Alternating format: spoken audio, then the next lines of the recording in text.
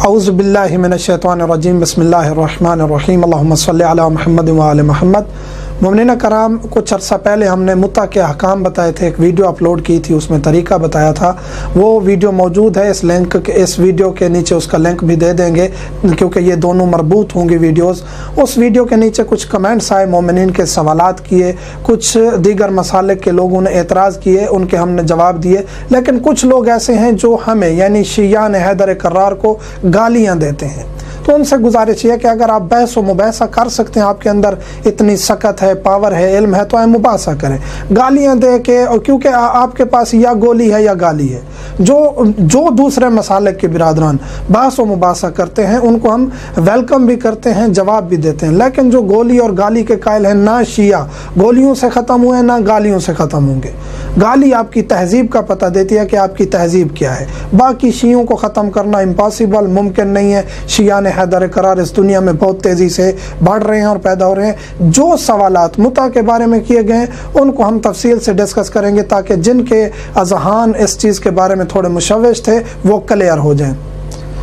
मुत्ता साबित है या नहीं है? मुत्ता साबित है। आयत नंबर 24 सूरत निसा की, फमस्तमतअतुम बिही मिनहुन्ना फअतूहुन्ना उजूरहुन, यानी कि जब आप इस्तिमता करते हैं, ये मैं लुग़वी तर्जमा बता रहा हूँ, अपनी तरफ से कोई तर्जमा तफसीर नहीं है। जब आप ख़वातीन से इस्तिमता यानी लज्जत उठाते हैं तो उनको आप उनका अज्र दे दें, उजरत दे दें, उजूर दे दें। तो यहाँ एक तो यह है कि निकाह दायमी, इसमें फ़र्क यहाँ वाज़े पता चल गया कि ये आयत मुत्ता के लिए है ख़ास, कि आप उनको उनकी उजरत दे दें। यहाँ हक महर का जिक्र नहीं है। तो मुत्ता साबित है। तफासिर उठाएँ, जो शिया सुन्नी तफसीर हैं उसको अगर आप पढ़ें तो काफ़ी तफसीरें ऐसी हैं जिनमें मुत्ता के बारे में साबित किया गया कि ये आयत मुत्ता की है। और अगर आप लुग़वी तौर पर ट्रांसलेशन भी करेंगे तो यहाँ आपको मुत्ता के अल्फाज वाज़े समझ आ जाएंगे और ये भी पता चल जाएगा कि मुत्ता कुरान करीम से साबित है। अब आते हैं अहादीस की तरफ।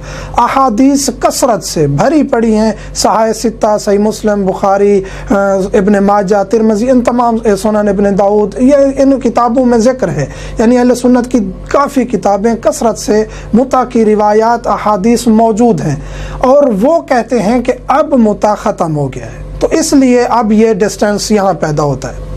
फ़िक़्ह जाफ़रिया और दीगर मसालिक का नज़रिया। फ़िक़्ह जाफ़रिया के नज़दीक मुत्ता बाकी है, किसी ने इसको ख़त्म नहीं किया। दीगर मसालिक के लोग कहते हैं नहीं जी, रसूल करीम ने खैबर के मकाम पर या हज़रत अली ने या हज़रत उमर ने इसको ख़त्म कर दिया था। ऐसा नहीं है, हज़रत अली ने ख़त्म नहीं किया, वो हम आगे ज़िक्र करेंगे। रसूल करीम ने भी ख़त्म नहीं किया, रसूल करीम ने मुत्ता ख़त्म नहीं किया, हज़रत अली ने भी नहीं किया।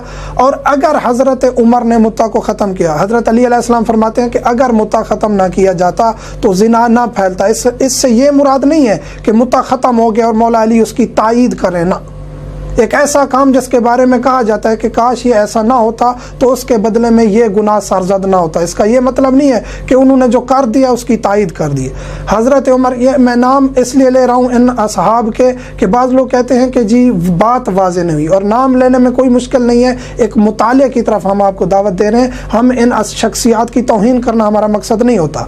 हज़रत उमर ने जो किया है कि अगर मुत्ते को ख़त्म किया है तो वो बानी शरीयत नहीं है, असहाब रसूल हैं, उनका मकाम है। लेकिन ये नहीं है कि वो शरीयत में तब्दीली ले आएंगे तो फिर वो हतमी तौर पे वो तब्दीली शुमार की जाएगी। नहीं, शरीयत में तब्दीली लाने का हक़ असहाब कराम को नहीं है।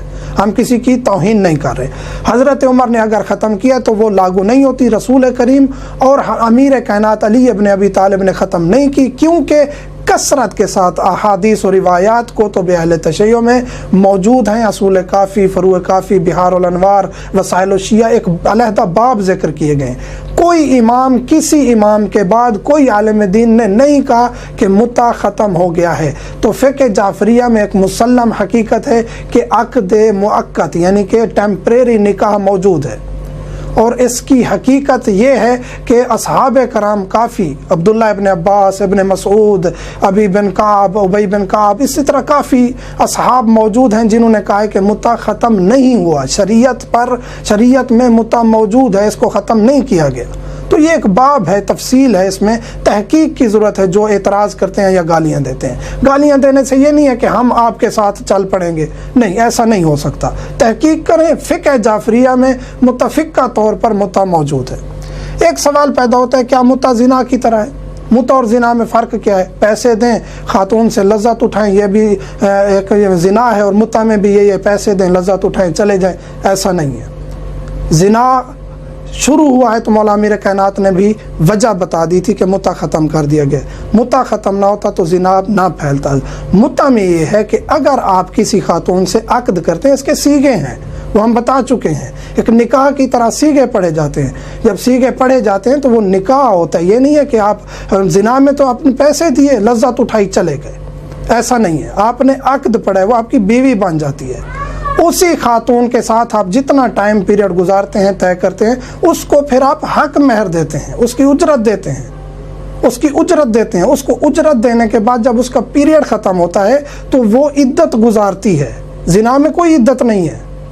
یہ فرق ہے متع اور اس میں زنا میں، کہ متع میں پھر خاتون عدت گزارتی ہے، 2 پیریڈز اس کے ہوتے ہیں، اس کے بعد جا کے وہ فری ہوتی ہے۔ تو نکاح اور متع میں زیادہ یعنی شباہتیں ہیں، لیکن زنا اور متع میں کوئی شباہت نہیں ہے۔ زنا حرام ہے، گناہ کبیرہ ہے، متع حلال ہے، نکاح بھی حلال ہے۔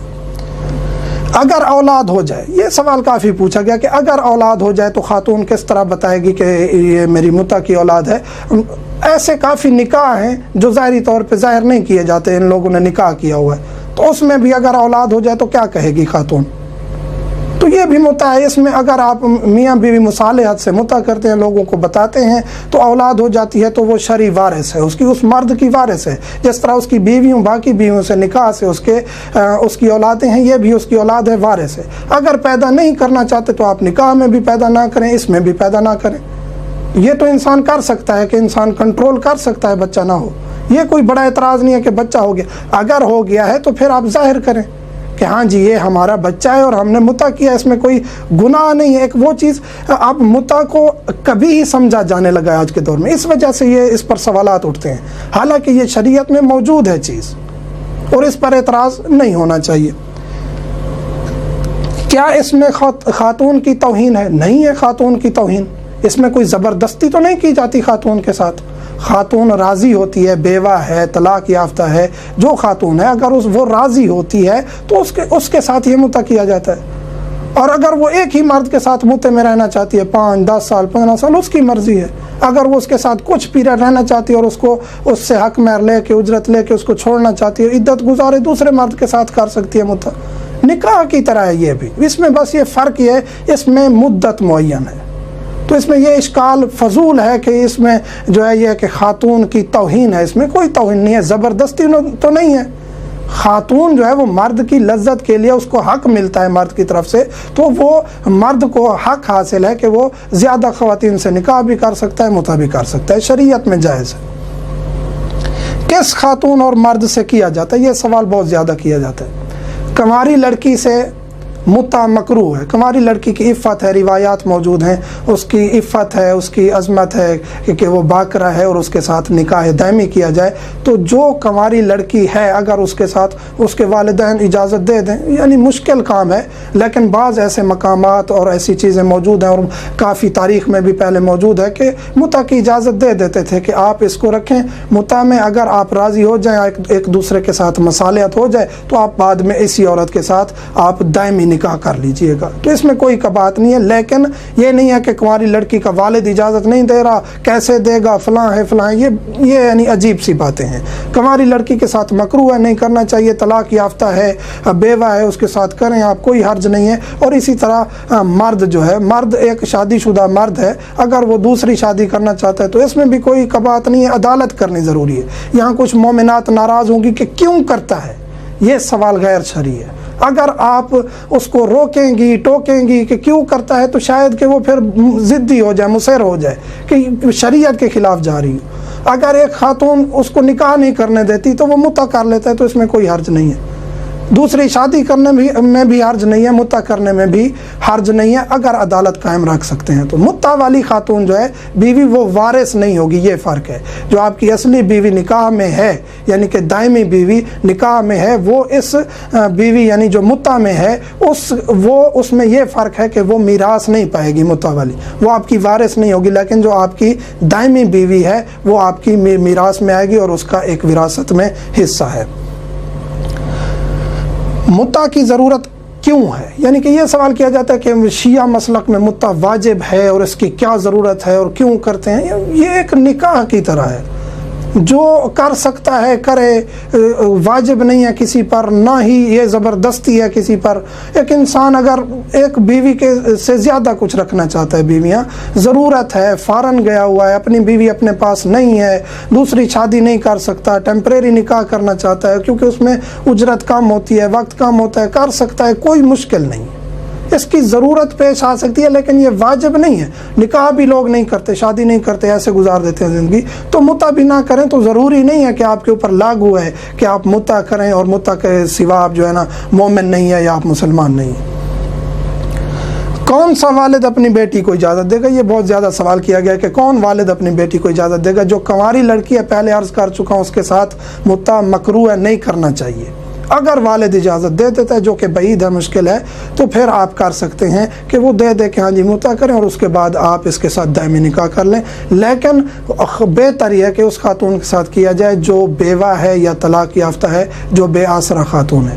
باقی یہ ہے کہ دوسرے مسالک کے لوگ شیعہ مسلک کی لڑکی سے کر سکتے ہیں متع، جس کے مسلک میں متع جائز ہی نہیں ہے تو وہ شیعہ لڑکی سے نہیں کر سکتے۔ تو ہمارے اوپر جو گالیاں دی گئی، اعتراض کیے گئے، تو ان کو بتانا چاہتے ہیں کہ شیعہ مرد جو ہے وہ ہر مسلمان لڑکی خاتون سے جو قابل ہے نکاح کے، یا اہل کتاب یعنی عیسائی، یہودی وغیرہ، ان سے متع کیا جا سکتا ہے، لیکن دوسرے مسلک کا یا اہل کتاب کوئی بھی مرد شیعہ خاتون سے متع نہیں کر سکتا۔ اور اگر کوئی مسلمان ہے، کیونکہ کافر نکاح نہیں کر سکتا، کافر چاہے کتابی ہو غیر کتابی، نکاح مسلمان سے نہیں کر سکتا۔ اگر مسلمان کوئی ہے، شیعہ لڑکی سے متع نہیں کر سکتا، نکاح کر سکتا ہے، اور ہو بھی رہے ہیں معاشرے میں، اس میں کوئی اشکال نہیں ہے، نکاح کر سکتے ہیں، لیکن غیر شیعہ مرد اور دوسرے مسلک کا شیعہ لڑکی سے متع اس لیے نہیں کر سکتا کیونکہ اس کے مسلک میں جائز نہیں ہے۔ شیعہ مرد مسلمان سے اہل کتاب لڑکی سے کر سکتا ہے کیونکہ وہ کر رہا ہے متع، نکاح مرد کر رہا ہوتا ہے، تو اس کے لیے شرائط پوری ہیں، تو وہ ان خواتین سے کر سکتا ہے۔ تو گزارش یہ ہے کہ اگر آپ کو کوئی اعتراض ہوتا ہے تو اس کا سوال کریں۔ ایک اور سوال ذہن میں آ گیا ہے، کہا جاتا ہے کہ کیا اہل بیت نے، ائمہ علیہم السلام نے بھی متع کیا ہے؟ رسول کریم کے بارے میں بھی روایت موجود ہے، امام علی علیہ السلام کے بارے میں بھی۔ یہاں ہم یہ نہیں کہتے کہ حتماً انہوں نے متع کیا ہے، کافی چیزیں ایسی ہیں جو انہوں نے ہمیں سکھانے کے لیے کہی ہیں کہ ہاں یہ ہم نے کیا ہے یا ایسا موجود ہے۔ روایات موجود ہیں، جو تحقیق کرنا چاہتے ہیں وسائل الشیعہ کتاب میں یہ روایات تفصیلی طور پر ذکر کی گئی ہیں۔ تو یہاں جو اشکال پیدا ہوتے ہیں ان کا سوال کرنا بہتر ہے، گالیاں دینا اور یہ تنقید برائے تنقید کرنا مناسب نہیں۔